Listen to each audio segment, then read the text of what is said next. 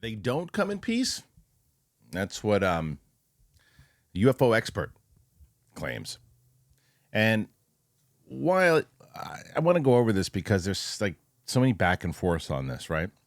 There's a lot of people who say that this is the narrative that is going to start to come because if you listen to, say, someone like Stephen Greer, who believes that this is the narrative that is being pushed because of they want more money towards military, and so they're trying to push of this narrative that if there are NHI, if there are aliens that are coming, they're coming because for not good reasons, or well, not good reasons for us, and that it is something along the lines of it's the reason why you've heard of abductions and things of that nature and all that. So why is this particular thing relevant? Because of what I just said. I think that there's the two sides of this. You know, you hear the one side of it, the kind of benevolent. If you listen to the Zimbabwe case, back was it 2004, 1994, and that seemed to be more of a benevolent type of thing. So let me read this article, and you guys can make of it what you will. But here's the article itself. All right, this is from the site Unilad, which UFO expert gives a disturbing forward warning about contacting aliens. He also shared what he believes aliens look like. A UFO expert has given the lowdown on the possibility of aliens contacting planet Earth. While UFO simply means unidentified flying object and can apply to just about anything in the sky, aliens are a completely different ball game. This different ball game seems to be right up the alley of UFO expert and author Malcolm Robinson, as he has been studying them for over 45 years. Speaking to the Daily Star, he shared some stark warnings about aliens and their place in the universe. Most notably, Robinson had a rather dark and ominous prediction for if we ever do make direct contact with aliens, they don't come in peace. Speaking to the UK publication, the specialist said, while a large proportion of UFOs can be explained away as having natural explanations, only a few remain, and it is to that small 1% that I and my colleagues worldwide are trying to get to the bottom. What is no doubt is that the UFO enigma is real. Very real. It has been with us throughout time. We see this in Renaissance paintings and old cave paintings, these strange shapes and entities. Unfortunately, Robinson also shared a dire warning about what aliens could want from us. He added, they have an agenda for sure, we can but speculate. I wouldn't say they are peaceful due to the thousands of UFO abductions worldwide, but what do these extraterrestrials even look like? Well, Robinson has an answer for that as well. Conveniently enough, it seems pop culture has been pretty accurate in descriptions. He continued, witnesses state they are seeing what we call grays. They're small, childlike creatures about 3 to 4 feet in height with blue, gray, translucent skin, large pear-shaped heads with inky black wrap around eyes. No signs of any genitals. These small grays are the most commonly reported entities seen in close proximity to UFOs. Robinson also explained that while many people have their doubts about aliens existing, once upon a time he felt the same way. He said that he became immersed in the world of UFOs at the age of 20 when he hoped to prove all sightings were nonsense, but ultimately failed. I started out to disprove these subjects as I honestly felt there was no validity to UFOs, Robinson added. How wrong was I? So there you have it. Aliens might be coming, and they probably won't be friendly. More to follow. Well, the first question is, though, and what it should be is, well, who the hell is Malcolm Robinson, and how do we know? They at the end of this, they go, oh, there you have it. I mean, there you have it. It's one person saying it. There you have it. Someone who's been studying it since they were 20. Since they've been studying it since they were 20, they know best. There you have it. And I'm sure there was a bit of, they're being facetious a bit at the end there, but it is harder and harder for me as I dive into this topic almost every day about, what to believe, what not to believe, what I think is true, what I don't think is true. You do hear about like grays and other things and telepathy and abductions and all these different things. And then you hear that there's going to be a swing and a narrative of the fact that these things are not peaceful and that there are things that are, they don't come in peace, and that there's going to be this push. Now, the question is, how real is that? Is this going to be something? Or is this just the guy who's like, look, I've been studying and I wouldn't trust it. And I think that they're probably not peaceful. And he doesn't say in that article why I should believe him. In the same way that a lot of times we say to each other too, why do I have to believe Lou Elizondo? Why do I have to believe Stephen Greer? Because they worked in these things. And look, Lou Elizondo doesn't really give you a straight up answer. He says, I really can't talk about that. Some straight up answers he does give about what there indeed is. We are not alone. Those things. So I shouldn't say that. He does give some straight up answers on that. And Stephen Greer definitely gives a bunch of straight answers on certain things, but definitive. So I'll retract that. But what I mean more so is that definitive proof, I guess, from them. I mean, and it goes back to what we've been talking about with anything. Definitive proof from anybody. Definitive proof.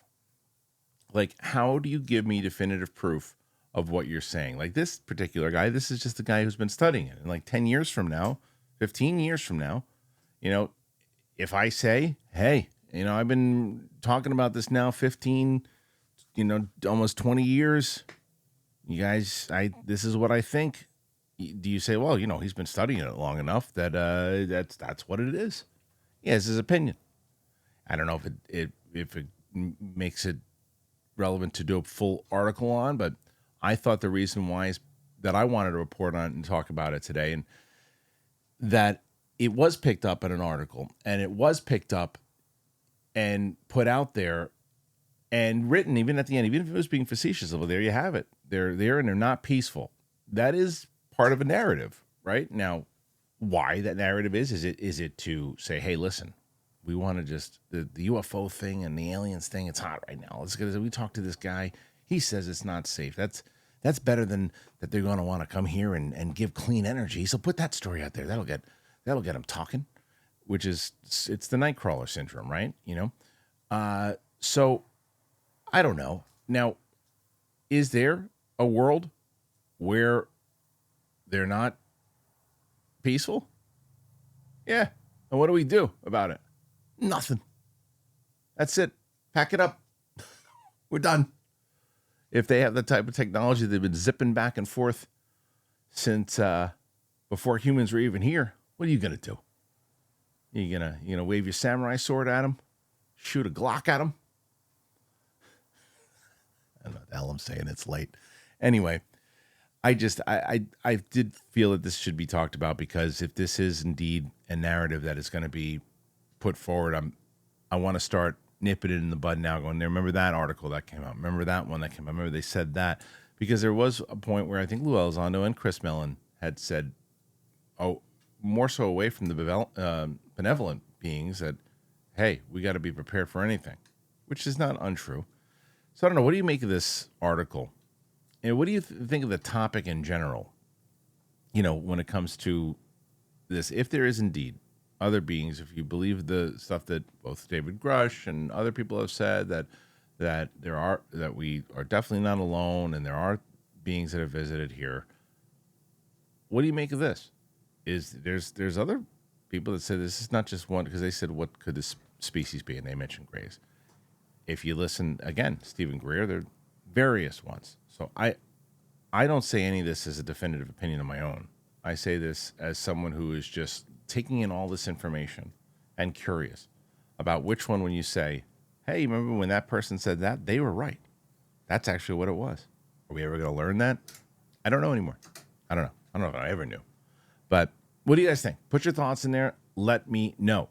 I'll be back here tomorrow, but I wanted to thank you guys for being here, subscribing to the channel. Make sure, if you haven't already subscribed to it, subscribe to it. And if you want to help out the channel, you can do it. You can become a member if you want to do that. Or you can get yourself something wonderful, and you can get some Via. Man, I love Via. And I'll tell you about them right now. Here you go.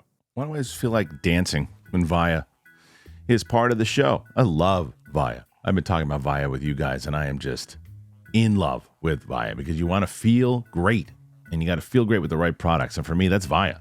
We are very proud to have them sponsoring this episode. I have absolutely fallen in love with them. And if you haven't tried them yet, you really are missing out. Whether you have to unwind, you're focusing, you're boosting your mood, Via is here to enhance your everyday and night. I'm all about that sleep.